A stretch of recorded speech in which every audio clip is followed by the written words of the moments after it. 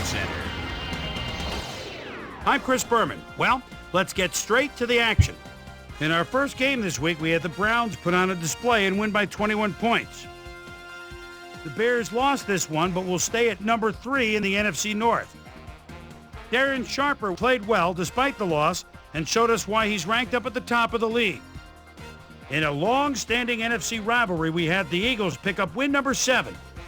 Saints, Buccaneers. Number 6, Joe Giravicius came up with a huge play here as they cover a lot of real estate on this one. The Saints win this one by the final score of 27-24.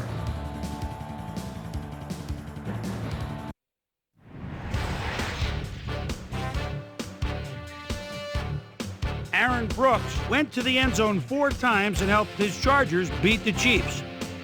Right by Lady Liberty in New York, we had the Jets edge their way to a narrow 3-point win. We had an interesting free agency pickup of note here. Trey's got the lowdown for us. Trey? All right, Chris. Let's switch gears and talk about players that'll have new homes in the National Football League, as free agency continues to play such a huge role in determining a team's makeup.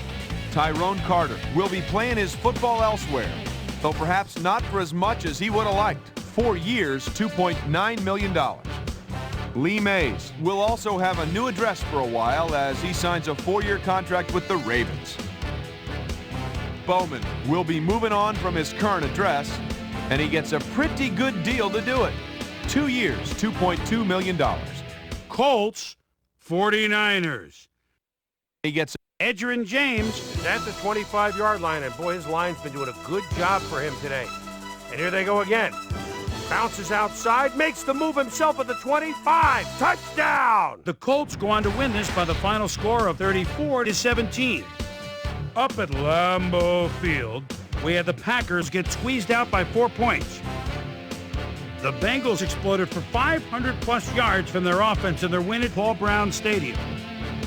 The Steelers won on the road and will have to travel again next week when they meet the Jets. Cardinals, Rams. When they meet, Mark Bolger surveys the defense at the 25. Extra receiver is split out. That's the tight end. Even though he's got double coverage, heads to the corner, touchdown. What a throw. The Rams win this one by the final score of 59-24. The Redskins won this contest and will now move to second place in the NFC East. Corey Dillon had a stellar game, but all said and done, his performance wasn't enough to lift his team to a victory. Deshaun Foster ran like a wild man and definitely helped his Panthers beat the Dolphins. We had a big injury in this one, and Trey has the lowdown for us. Trey? All right, Boomer, thanks. In front of you, we've got the AFC Infirmary Report. And as you can see, they were hit hard this week. Scott Fujita will be on the sidelines for a while, so this defense will need to do some reshuffling in his absence. Broken ribs severely hampering his mobility.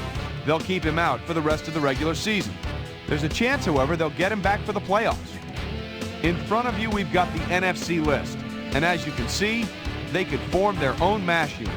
LaCharles Bentley won't see action for a while, so this offense is going to have to make do without him. It's a broken hand, and the doctors are saying he'll be out for the rest of the regular season. There's a chance, however, they'll get him back for the playoffs.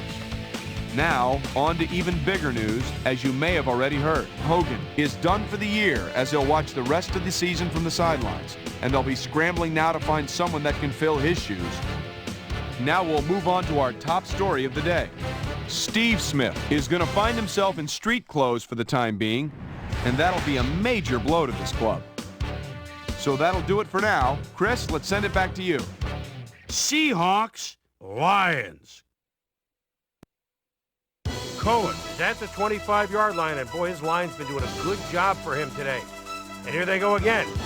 Bounces outside, makes the move himself at the 25. Touchdown! The Lions go on to win this by the final score of 27-14. All right, Boomer, thanks.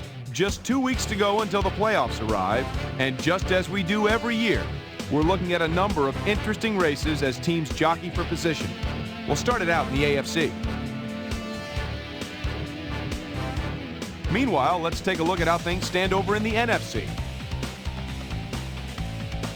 So that's how things shape up. Still plenty of intriguing matchups upcoming as we get closer and closer to January. So that'll do it from here. Boomer, we send it back over to you.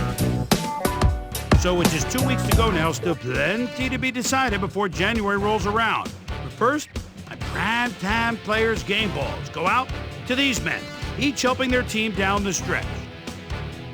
That'll do it, sports fans. I'm Chris Berman, and thanks so much for joining us here in the Bristol studios. We'll see you next week right here on ESPN, the worldwide leader in sports.